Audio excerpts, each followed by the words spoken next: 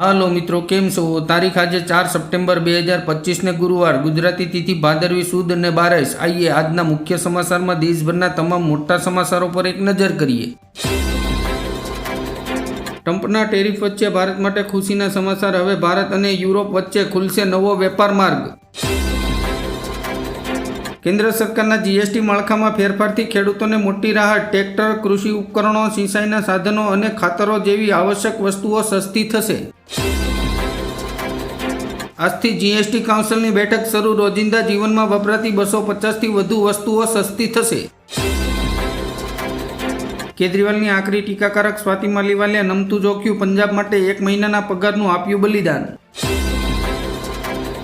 કેન્દ્ર સરકારનો મોટો નિર્ણય। પાકિસ્તાન, અફઘાનિસ્તાન અને બાંગ્લાદેશથી આવતા લોકોને ભારતમાં રહેવાની મળશે મંજૂરી। મહારાષ્ટ્રમાં ફરી વિરોધ પ્રદર્શન। મરાઠા અનામત સામે ઓબીસી લોકો આપી રહ્યા છે ચેતવણી। મંત્રી પણ નારાજ।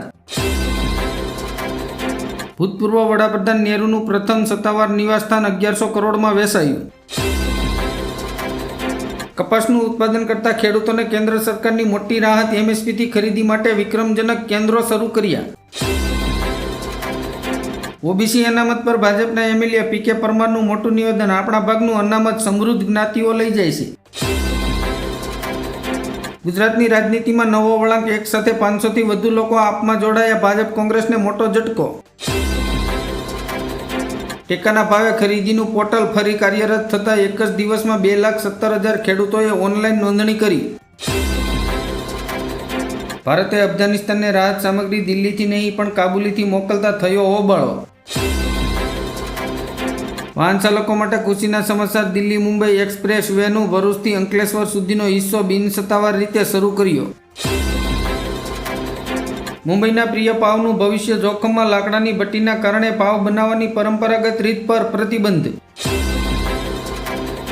મરાઠા અનામત મુદ્દે ફડણવીસ સરકાર ફસાય। કદાવર મંત્રી છગન ભુજબળે જ વાંધો ઉઠાવ્યો। નીતિશ કુમારના દીકરા નિશાંતની રાજકારણમાં એન્ટ્રી પર લગાવ્યો અલ્પવિરામ। જેડીયુએ કરી સ્પષ્ટતા। ચીનના રાષ્ટ્રપતિનો હુંકાર। અમને કોઈ હરાવી શકશે નહીં। દુનિયાને તાકાત દેખાડતી વિક્ટરી પરેડમાં અમેરિકાના દુશ્મન દેશના વડા પુતિન અને કિમ જોંગ એક સાથે। મરાઠા અનામત આપવા રાજી થઈ મહારાષ્ટ્ર સરકાર। મરાઠાઓને મળશે કુણબીનો દરજ્જો। રાજસ્થાનમાં પણ મેઘે વિનાશ વેર્યો। ડેમ તૂટતા ગામડાઓ ડૂબ્યા। દુર્ઘટના વચ્ચે અપાયું ફરી એલર્ટ। આણંદમાં અમૂલ ડેરીની ચૂંટણીમાં ભાજપના 3 હોદ્દેદારોએ પક્ષ વિરુદ્ધ નોંધાવી ઉમેદવારી। પક્ષે ત્રણેયને હોદ્દા પરથી હાંકી કાઢ્યા। બાબા રામદેવે કહ્યું, ભારતના લોકોએ પેપ્સી, કોકોકોલા, સબવે, કેપ્સિકેમ, મેકડોનાલ્ડ જેવા અમેરિકન પ્રોડક્ટનો બહિષ્કાર કરવો જોઈએ।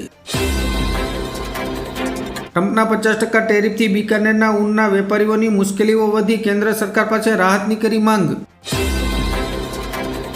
પીએમ નરેન્દ્ર મોદીના 75મા જન્મદિવસને ખાસ બનાવવા બીજેપી વ્યસ્ત। લોકો સુધી પહોંચવા માટે બનાવી ખાસ યોજના।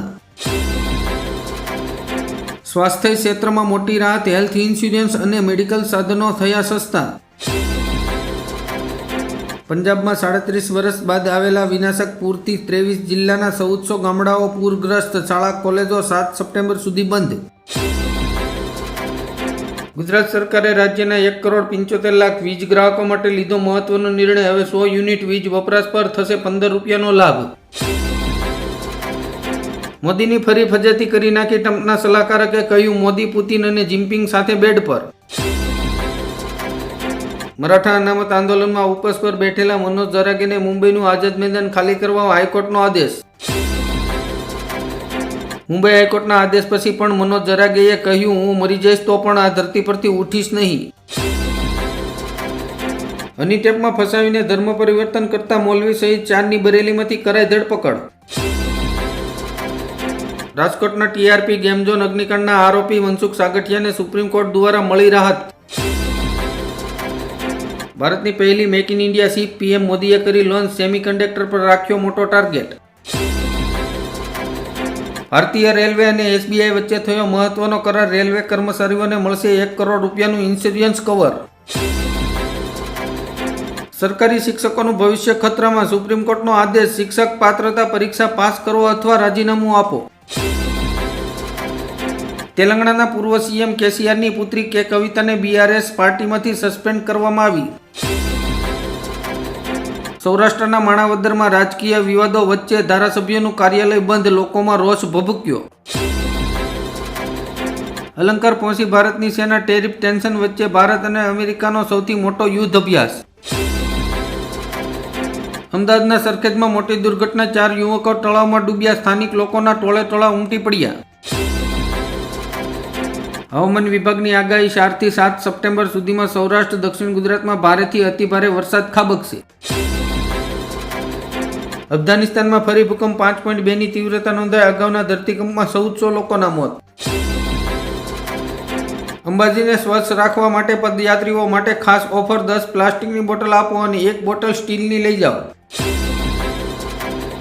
પંચમહાલના કાલોલમાં ગણેશ વિસર્જન દરમિયાન 4 લોકો નદીમાં ડૂબ્યા, 1નું મોત. ઇન્ડોનેશિયામાં 1 ભારતીય સહિત 8 મુસાફરોને લઈ જતું હેલિકોપ્ટર ગુમ, શોધખોળ શરૂ. અમદાવાદમાં કાયદા વ્યવસ્થાની કથળી સ્થિતિ, નરોલામાં ધોળા દિવસે પ્રેમીએ પ્રેમિકા પર જાહેરમાં કર્યું ફાયરિંગ. સુરત શહેરમાં રાત્રિના સમય દરમિયાન સપુની અણીએ ઓટો રિક્ષા ચાલકોને લૂંટતી ગેંગના 3 સભ્યોને ક્રાઇમ બ્રાન્ચ પોલીસે પકડી પાડ્યા. બોગસ ખેડૂત બાદ હવે એક નવો વિવાદ, સોશિયલ મીડિયામાં ટીકા કરનાર યુવાનને રમણલાલ વોરાએ કહ્યું, પહેલા સડી પહેરતા શીખી જા. મહારાષ્ટ્ર સરકારની કેબિનેટ સબ કમિટીએ તેમની મોટાભાગની માંગણીઓ સ્વીકાર્યા બાદ મનોજ ઝરાગેએ વિજય જાહેર કર્યો. નાણાં મંત્રાલય દ્વારા 2026-27નું વાર્ષિક બજેટ બનાવવાની તૈયારી 9 ઓક્ટોબરથી શરૂ કરવામાં આવશે. દેશની સૌથી મોટી આઈટી કંપની ટાટા ટીસીએસે 12,000ની છટણી કર્યા બાદ કર્મચારીઓને કર્યા ખુશ, પગારમાં કર્યો વધારો. છગન ભુજબળે આપી ચીમકી, તમે જો મરાઠાઓને અનામત આપશો તો બીજે દિવસે જ અમે અદાલતમાં જઈ પડકારીશું. પ્રિયંકા ગાંધીએ કહ્યું, મારો ભાઈ કહે છે કે હું દેશ માટે ગાળો છું, ગોળી ખાવા તૈયાર છું. પીએમ મોદી અને તેમની સ્વર્ગસ્થ માતા પર અપમાનજનક ટિપ્પણીઓ પર એનડીએ ભડકી, 4 સપ્ટેમ્બરે બિહાર બંધનું એલાન. સુદાનમાં ભૂસ્ખલનથી આખું ગામ નાશ પામ્યું, 1000થી વધુ લોકોના મૃત્યુ થયા, 1 વ્યક્તિનો ચમત્કારી બચાવ. ભારત, ચીન અને રશિયાની એકતાથી અમેરિકી પ્રશાસનમાં ખળભળાટ, ટ્રમ્પ સામે ઊભો થયો નવો પડકાર. 3 વર્ષમાં ગુજરાતમાંથી 16,000 કરોડનો ડ્રગ્સ જપ્ત કર્યો, 20 લાખથી વધુ ડ્રગ્સના બંધાણી. અમદાવાદના સરખેજમાં નકલી દારૂ બનાવતી ફેક્ટરી ઝડપાઈ, બોટલ પર લગાવતા હતા બ્રાન્ડેડ દારૂના સ્ટીકર. 6.0 ની તીવ્રતાના ભૂકંપથી હચમચી ગયું અફઘાનિસ્તાન, 800 લોકોના મોત, 2500થી વધુ લોકો ઘાયલ. ભારતે અમેરિકા પરનો ટેરિફ ઘટાડીને 0 કરવાની ઓફર કરી, ટ્રમ્પનો દાવો.